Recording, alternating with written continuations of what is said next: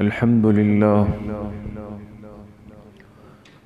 لله نحمده ونستعينه ونستغفره ونؤمن به ونتوكل عليه ونعوذ بالله من شرور أنفسنا ومن سيئات أعمالنا من يهده الله فلا مضل له ومن يضلل فلا هادي له ونشهد أن لا إله إلا الله وحده لا شريك له ونشهد أن سيدنا وسندنا ونبينا ومولانا محمدا عبده ورسوله صلى الله تعالى عليه وعلى آله وأصحابه أجمعين أما بعد فأعوذ بالله من الشيطان الرجيم بسم الله الرحمن الرحيم يا أهل الكتاب لا تغلوا في دينكم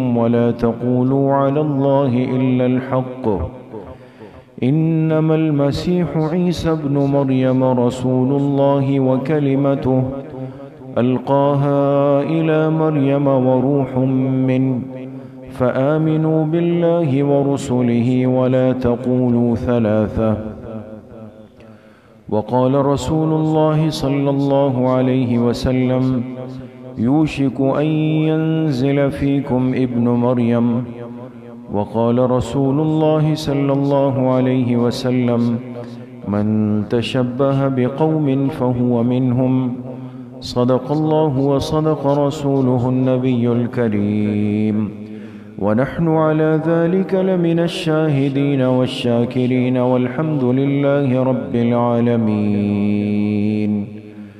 درود شریف پڑھ لیں. اللهم صل على محمد وعلى آل محمد كما صليت على إبراهيم وعلى آل إبراهيم إنك حميد مجيد.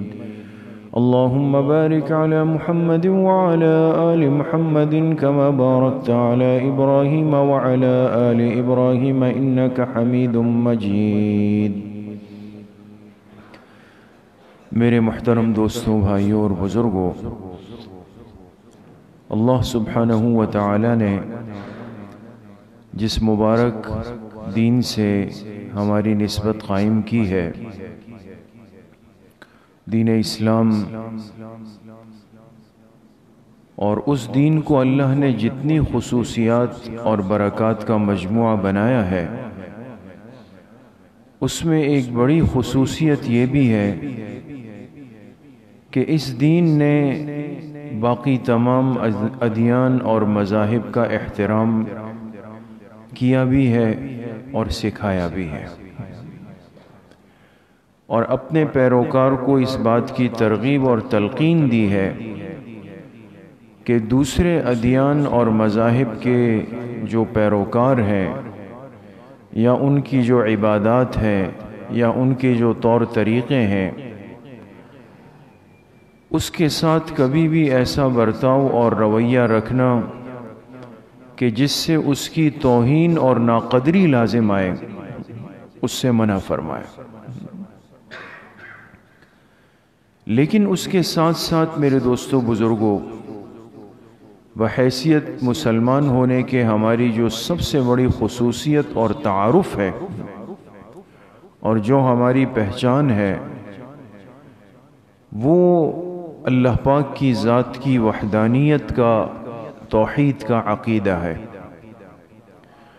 ہماری شناخت ہی یہ ہے اور ہماری پہچان ہی یہ ہے، اور دنیا کے ہر مذہب، ہر قوم، ہر دین سے ہم نمایاں اسی بنیاد پہ ہوتے ہیں کہ ہم اس پوری کائنات میں خالق ہونے کے اعتبار سے، مالک ہونے کے اعتبار سے اور رب ہونے کے اعتبار سے صرف ایک ذات کے قائل ہیں، اور وہ ذات کون سی ہے؟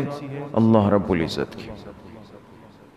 یہ ہمارا عقیدہ بنیادی ہے، اور اگر خدا نخواستہ آج ہمارے اس عقیدے میں، اس تصور اور تشخص میں کمزوری آتی ہے یا ہم کوتاہی برتتے ہیں، تو اس کا براہ راست اور ڈائریکٹ اثر جا کر ہمارے ایمان اور ہماری آخرت پہ پڑتا ہے.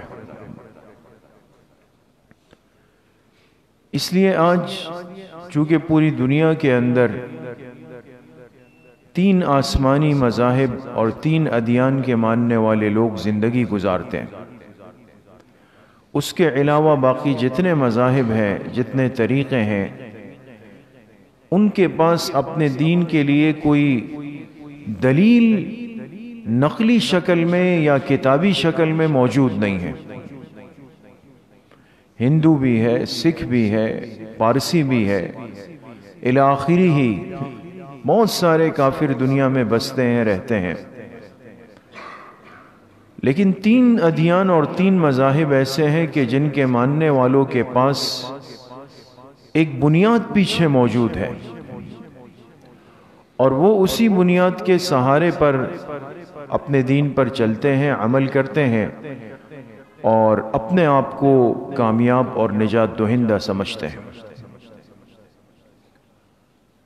ان میں سے ایک تو آپ جانتے ہیں کہ یہودیت ہے، ایک نصرانیت یعنی عیسائیت ہے، اور ایک جناب رسول اللہ صلی اللہ علیہ وسلم کی امت جو آخری امت ہے، جس کو امت مسلمہ کہا جاتا ہے۔ اور الحمدللہ ثم الحمدللہ ہمیں اللہ پاک نے اسی طبقے سے جوڑا ہے، اور ہم اسی کو اپنے لیے نجات کا واحد ذریعہ اور حل سمجھتے ہیں۔ تو اب مسلمان کو یہ بات جان لینی چاہیے کہ اگر ہم آج اپنے آپ کو مسلمان کہتے ہیں اور حضور علیہ الصلوۃ والسلام کی امت میں شمار کرتے ہیں، اور اسی بنیاد پر ہم یہ سمجھتے ہیں کہ ہماری نجات ہوگی، تو ان تمام طور طریقوں سے، ان اعمال سے، ان راستوں سے ہمیں بچنا ہوگا جو ہمارے عقیدہ توحید کو متاثر کر دیں۔ ہمارے اندر بہت ساری کمزوریاں پیدا ہوئی، من جملہ ان کمزوریوں کے آج کی ایک کمزوری یہ بھی ہے کہ ہمارا ایک طبقہ ایسا ہے کہ جو اپنے دین اور اپنے طریقوں سے زیادہ دوسرے مذاہب کے طریقوں کی فکر کرتا ہے، اور پھر اس سے بڑی مستضاد مصیبت یہ ہے کہ اس کو ہم جذبہ خیر سگالی کہتے ہیں، کبھی اتحاد و اتفاق کہتے ہیں، ایک دوسرے کے طریقوں کا احترام کہہ دیتے ہیں۔ ان عناوین کو قائم کر کے، یہ ٹاپکس قائم کر کے ہم کیا کرتے ہیں، دوسروں کے ان طور طریقوں میں مبتلا اور شریک ہو جاتے ہیں کہ جس کا براہ راست اثر آ کے ہمارے عقیدہ توحید پہ پڑ جاتا ہے، اور ہمیں اس کا احساس بھی نہیں ہے۔ آج کے مسلمان کو اپنے مسلمان ہونے کی شناخت کا علم نہیں ہے، اس لیے اگر اس کو بلا لیا یہ مندر چلا جائے گا کہ بھئی آج ہمارا مذہبی تہوار ہے، ہماری دیوالی ہے، ہماری ہولی ہے، یا ہماری فلاں ہے، آپ آئیں اس کے اندر شریک ہو جائیں۔ اس مسلمان کو، اس اللہ کے بندے کو، چاہے یہ زندگی کے کسی شعبے سے تعلق رکھتا ہو، جب اس کو دین کے اس مسئلے کا علم نہیں ہے کہ آیا اس کا اثر میرے کوئی دینی معاملے پر، میرے مسلمان ہونے پر، میرے اسلامی تشخص پہ تو نہیں پڑے گا، یہ بغیر کچھ سمجھے سیکھے ہوئے جا کر اس میں شریک ہو جائے، وہ جو حرکت کر رہا ہے یہ بھی کر رہا ہے، وہ اگر بت کے سامنے کھڑا ہوا اس کو بھی کھڑا کیا، اس نے ماتھے پر کوئی مذہبی شعار لگایا اس نے بھی لگایا، اس نے ہاتھ میں کوئی ہار گجرے پکڑے اس کو پکڑا اس نے بھی پکڑے، وہاں فرق ہی نظر نہیں آ رہا کہ یہ ہندو ہے یا میرا مسلمان ہے، وہ سارے کام یہ بھی کر رہا ہے۔ آج بھائی کیوں کیے؟ ہم دنیا پر یہ تاثر پیش کرنا چاہتے ہیں کہ ہمارے ہاں سب کے لیے جگہ ہے، مقصد یہ ہے کہ آپ صاف دودھ پیے یا گٹر کا پانی پیے، آپ کا جسم ہر چیز کو قبول کرتا ہے، آپ اتنے وسیع الظرف ہیں۔ یہ ظاہر سی بات ہے کہ یہ کوئی کھیل تماشا نہیں ہے، یہ کوئی کرکٹ اور ہاکی کا کھیل نہیں ہے، کہ آپ نے کھیل لیا اس نے کھیل لیا سب برابر ہیں. عقیدہ توحید ہے کیا؟ آپ مسلمان کس بنیاد پر ہے؟ آپ کی یہ پیشانی کو مسلمان کی پیشانی کیوں کہا جاتا ہے؟ اس لیے کہ یہ ایک اللہ کے سامنے کہیں نہیں جھکتی، یہ ایک اللہ کے سامنے کہیں ہاتھ نہیں اٹھا سکتی، یہ اس طریقے پر عمل نہیں کر سکتی جس سے اس کے مسلمان ہونے پہ اثر پڑے. لیکن مسلمان جا کے اس میں شریک ہوتا ہے، اس میں شرکت کر رہا ہے. باقی اس کو کوئی عطا پتہ نہیں ہے کہ مسلمان ہونے کا کیا مطلب ہے. اور میں جو اس کافر کے اس مذہبی تہوار میں اس طریقہ کار میں جا کے شامل ہوا اور ذہن نے یہ خیال گڑ لیا کہ چلو جی یہ تو ایک جذبہ خیر سگالی ہے، یہ اتحاد و اتفاق کا ایک پیغام ہے، پیغام گیا یا نہیں گیا یہ ضرور آپ علماء سے پوچھ لے کہ اندر کا ایمان تو نہیں چلا گیا. آج یہ کمزوریاں پیدا ہو رہی ہیں. ہم اپنے دین سے زیادہ دوسروں کے مذہبی تہواروں میں دلچسپی لینے لگ گئے، ان کو زیادہ فالو کرنے لگ گئے ہیں. اب چونکہ دسمبر کا اختتام ہے اور اتفاق سے آج ہی 25 دسمبر ہے غالباً، اور آپ جانتے ہیں کہ اس وقت پوری دنیا عیسائیت جو ایک آسمانی دین کے پیروکار ہے، جو میں نے شروع میں عرض کیا، وہ اس وقت پوری دنیا کے اندر اپنا مذہبی ایک تہوار منا رہی ہے، جیسے میں اور آپ عید الفطر عید الاضحیٰ کو مناتے ہیں. وہ آج کرسمس ڈے منا رہی ہے اور وہ ان کی ایک مذہبی عید ہے، یہ یاد رکھیں. یہ ان کا ایک دینی مذہبی تہوار اور شعار ہے، یہ محض ایک کھیل تماشا اور میلہ نہیں ہے. اس کا تعلق ان کے دین عیسائیت کے ساتھ ہے. کیوں منا رہی ہے 25 دسمبر کو؟ وہ اس خوشی میں منا رہی ہے کہ ان کی سوچ کے مطابق یہ دن ان کے پیغمبر اللہ کے جلیل القدر پیغمبر حضرت عیسیٰ علی نبینا وعلیہ السلام کی یوم ولادت ہے. وہ کرسمس کو حضرت عیسیٰ علیہ السلام کی ولادت کی طرف منسوب کرتے ہیں، وہ آپ جانتے ہیں. تو گویا ان کے نزدیک چونکہ آج ان کے پیغمبر کی ولادت ہوئی، اور جب ولادت ہوئی وہ کہتے ہیں یہ بڑی خوشی کا موقع ہے ہمارے لیے، لہٰذا اس دن کو ہم اپنے لیے عید کا دن تصور بھی کرتے ہیں اور مناتے بھی ہیں. تو اس لیے اس غلط فہمی کو تو ذہن سے نکال لیں کہ یہ محض کوئی رسمی کارروائی ہے. یہ ان کا خالصتاً ایک مذہبی اور دینی تہوار ہے جس کا تعلق عیسائیت کے ساتھ ہے. آپ کہہ سکتے ہیں کہ بھئی عیسیٰ علیہ السلام کو تو ہم بھی مانتے ہیں، بے شک ہم تمام پیغمبروں پر ایمان لانے کو ضروری سمجھتے ہیں، یہ ہمارے ایمان کا حصہ ہے. آپ جب پڑھتے ہیں آمنت باللہ وملائکتہ وکتبہ ورسلہ والیوم الآخر، ہم تو ایمان کے دائرے میں اسی وقت ہی آتے ہیں جب آدم علیہ السلام سے لے کر جناب رسول اللہ صلی اللہ علیہ وسلم تک تمام پیغمبروں پر ایمان لاتے ہیں. عیسیٰ علیہ السلام تو ہمارے پیغمبر ہیں، جلیل القدر پیغمبر ہیں. اور پھر حضور علیہ السلام سے تو ان کا ایک خاص تعلق اور جوڑ ہے پیغمبروں کے سلسلے میں. تو اس دن ان کی سوچ کے مطابق عیسیٰ علیہ السلام پیدا ہوئے. تو اپنے پیغمبر کی ولادت پر خوشی کا اظہار اگر کرتے ہیں تو بھئی اس میں ناراض ہونے کی کیا بات ہے؟ اب اصل بات جو عرض کرنا چاہتا ہوں وہ سمجھیں.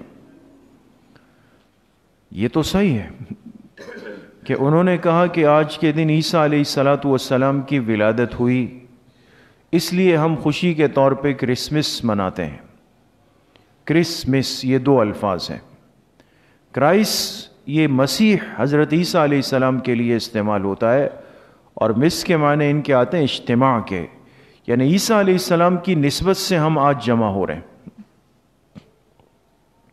مسئلہ یہ نہیں ہے. مسئلہ یہ ہے کہ عیسیٰ علیہ الصلاۃ والسلام کی ولادت کو یہ عام ولادت نہیں کہتے. آپ کو پتہ ہے یہ عیسیٰ علیہ السلام کو کس کا بیٹا کہتے ہیں؟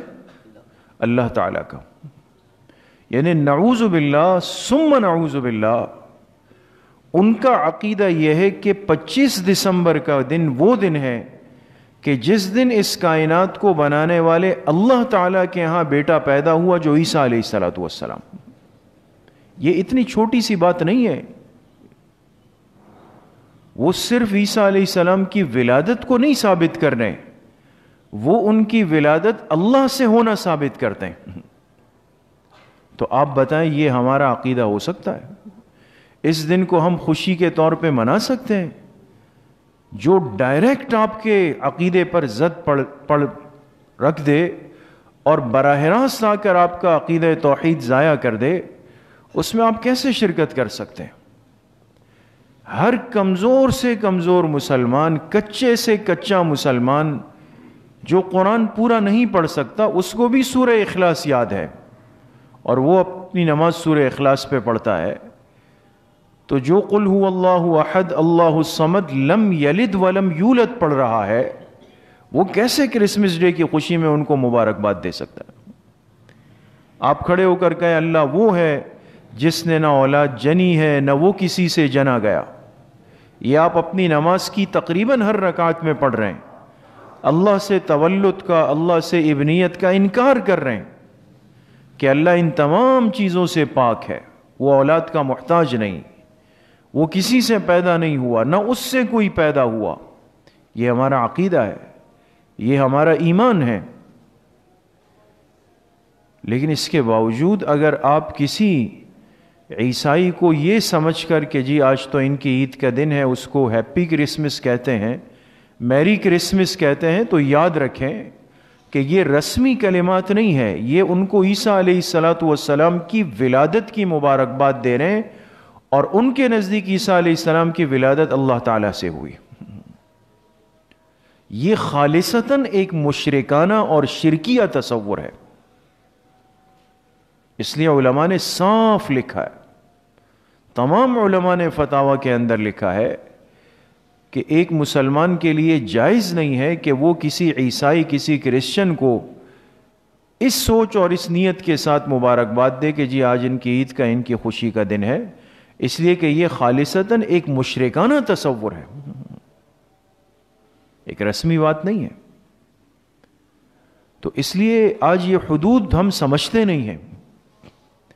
ہمارے پاس ہر چیز کے حدود ہے، قیود ہے، پابندیاں ہیں، ترتیب ہے، لیکن ہم اتنے جذبات میں بعض دفعہ آتے ہیں کہ بغیر کچھ سوچے سمجھے کہ آیا ان کلمات کے کہنے سے، ان الفاظ کے بولنے سے، ان کے لکھنے سے، ان کے ادا کرنے سے آیا میرے ایمان، اعتقاد، عقیدے پر کوئی زد تو نہیں پڑ رہی؟ تو مسلمان سے زیادہ دل میں درد ان کے لیے جاگا ہوا ہے. اور آپ حضرات تو زیادہ دیکھتے ہیں، جانتے ہیں کہ اس دن پھر ہمارے مسلمان اپنے ان دوستوں کو، جو عیسائی برادری ہے، کرسچن برادری ہے، ظاہر سی بات ہے ہمارے ان سے کوئی ضد نہیں ہے، وہ ہمارے معاشرتی افراد ہے، معاشرے کا حصہ ہے، ان کے حقوق ہیں جو ان کو دیے جاتے ہیں اور دینے چاہیے. لیکن اس کے ساتھ ساتھ ہمیں ان باتوں کو بھی آج سمجھنا بہت ضروری ہے. اپنے دین کی بنیادی معلومات سے اتنے نابلد اور جاہل کر دیا اپنے آپ کو کہ کام پہلے کرتے ہیں اور بعد میں پھر اندازہ ہوتا ہے او ہو یہ تو غلط ہو گیا. اس لیے میرے عزیز و دوستو بزرگوں، آج چونکہ ہمارے پاس اپنے دین کا صحیح علم نہیں، عیسائیت کیا ہے، عیسائیت کی بنیاد کیا ہے، عیسائیت کی ترتیب کیا ہے، ان کے تصورات کیا ہے، ان کے اعتقادات کیا ہے، یہ ہمیں کیسے پتہ ہوں گے؟ اس لیے قرآن کریم نے واضح طور پہ دو ٹوک الفاظ میں، کہ جس میں کوئی ابہام نہیں، واضح طور پہ عیسائیت کو، ان کی سوچ کو، ان کے تصورات کو بالکل کھول کے بیان کیا ہے. ہم اللہ کے کلام کو پڑھیں تو صحیح، اس کو سمجھیں تو صحیح، ہمیں پتہ تو ہو کہ بھئی عیسائیت ہے کیا. اس لیے میرے عزیزوں دوستوں بزرگوں، جو آیت کریمہ میں نے آپ کے سامنے پڑھی، اللہ پاک نے واضح طور پہ ان کو مخاطب کیا، یا اہل الکتاب لا تغلوا فی دینکم ولا تقولوا علی اللہ الا الحق۔ فرمائے اے اہل کتاب، اے عیسائیوں، اے انجیل کے پیروکاروں، اپنے دین میں غلو مت کرو، حد سے مت نکلو، جو حق بات ہے وہی کہو۔ انما المسیح عیسی ابن مریم رسول اللہ وکلمتہ، عیسیٰ علیہ السلام کون ہے؟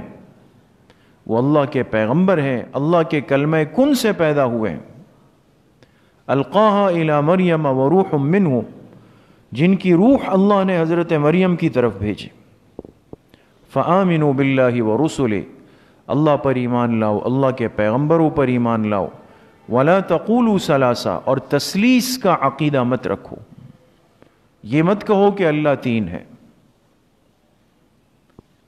اب یہ بالکل ایک مستقل موضوع ہے کہ آج دنیا عیسائیت کتنی تقسیم ہے، ان کے کیا تصورات ہیں، ان کے جو چرچ ہے یہ الگ الگ۔ ہم جو کہتے ہیں نا بھائی مسلمان بٹے ہوئے ہیں، ہر آدمی کو ایک موضوع ہاتھ آیا ہوا ہے، مسلمانوں کی مسجدیں بٹی ہوئی ہے، غلط ہے، نہیں بٹنی چاہیے۔ لیکن آپ کو یہ بھی معلوم ہونا چاہیے کہ عیسائی دنیا کے چرچ بٹے ہوئے، اتنا ان کی تعریفوں میں اور اس میں مبالغہ ہم نہ کریں کہ اپنے آپ کو مجرم کے کٹہرے میں ہمیشہ کھڑا کیا ہوا۔ معلوم کریں کبھی کہ باقی جو دنیا پر حکومت کے اور امن و عدل کے دعوے دار ہے، ان کی خود حیثیت کیا ہے۔ قرآن کریم نے ان کو 3 حصوں میں خود بیان فرمایا ہے۔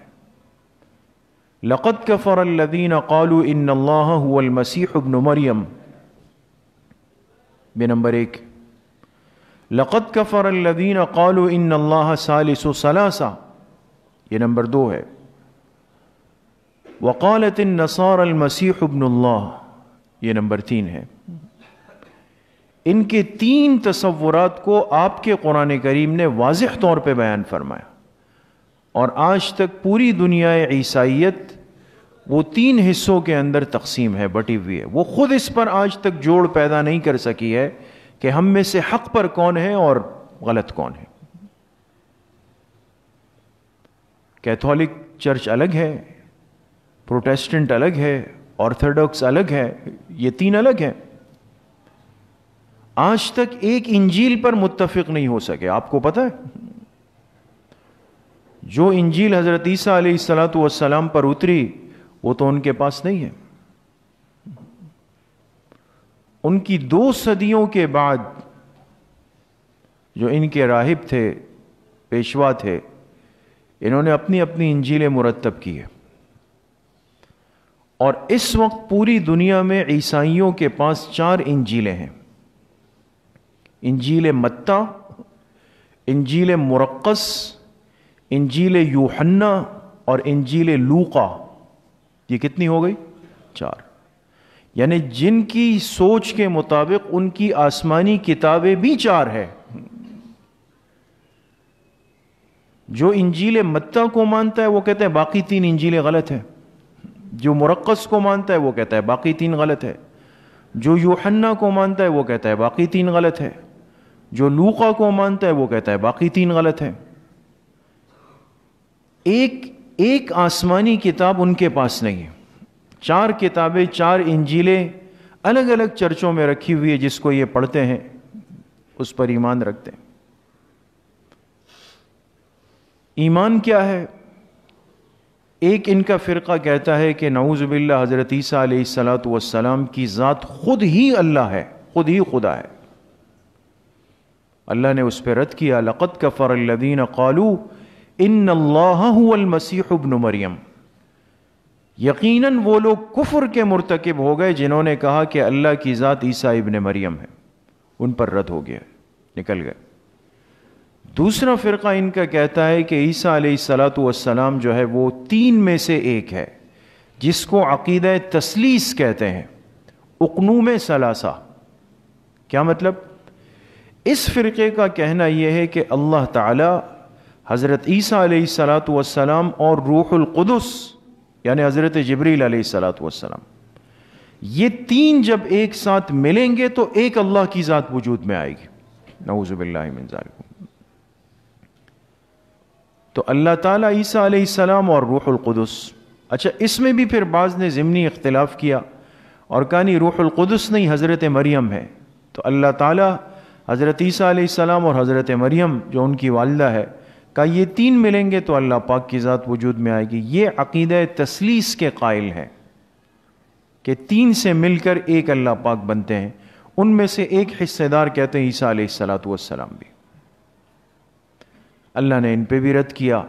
لقد کفر الذین قالوا ان اللہ ثالث ثلاثہ. یقیناً وہ لوگ کفر کے مرتکب ہو گئے جنہوں نے کہا کہ اللہ کی ذات تین میں سے ایک ہے. تیسرا فرقہ وہ یہ دعویٰ کرتا ہے کہ عیسیٰ علیہ السلام نہ تو اللہ تعالیٰ ہے نہ تین میں سے ایک ہے بلکہ وہ اللہ کے بیٹے ہیں. یعنی اللہ کی اولاد ہوئی نعوذ باللہ, اور جو اولاد ہوئی تو وہ کون تھے؟ حضرت عیسیٰ علیہ السلام. تو اللہ پاک نے ان پہ بھی رد کیا. وقالت النصارى المسیح ابن اللہ, کہ ان نصرانیوں نے دعویٰ کیا کہ مسیح علیہ السلام اللہ کے بیٹے ہیں. ذالک قولہم بافواہہم, یہ ان کے منہ کی گڑی ہوئی اور بنائی ہوئی بات ہے. ان کی گڑی ہوئی بات ہے, اس کی کوئی حقیقت نہیں.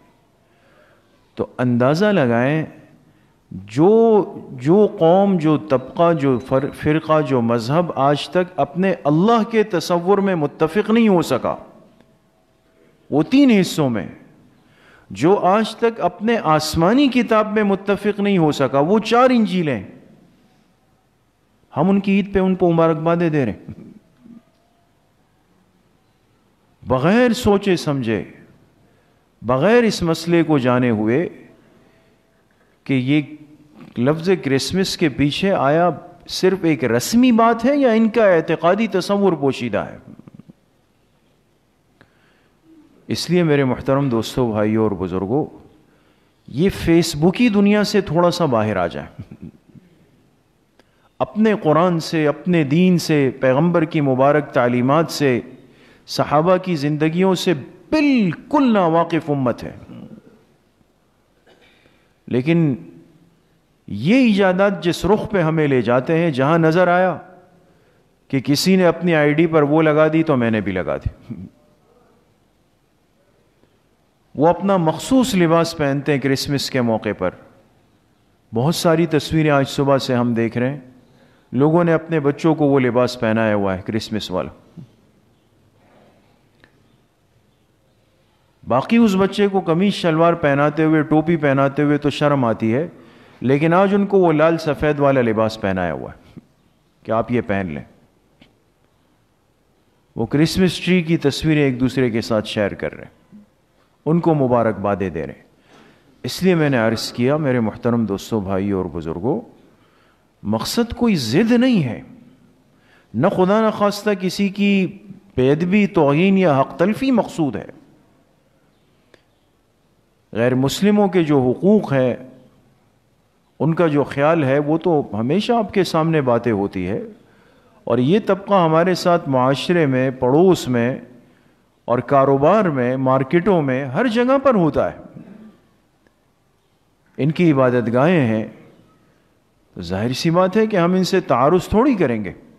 یہ تو ہمارے معاشرے کا حصہ ہے, ان کے حقوق, ان کی حفاظت ہم پر لازم ہے. لیکن جو ان کے مذہبی اعتقادات ہے, جو ان کے مذہبی شعائر ہے, وہ آج سیکھنا ضروری ہے, جاننا کہ آپ کہاں تک جا سکتے ہیں بھائی آگے, کہاں تک آپ ان کی خوشی غمی کے اندر شریک ہو سکتے ہیں.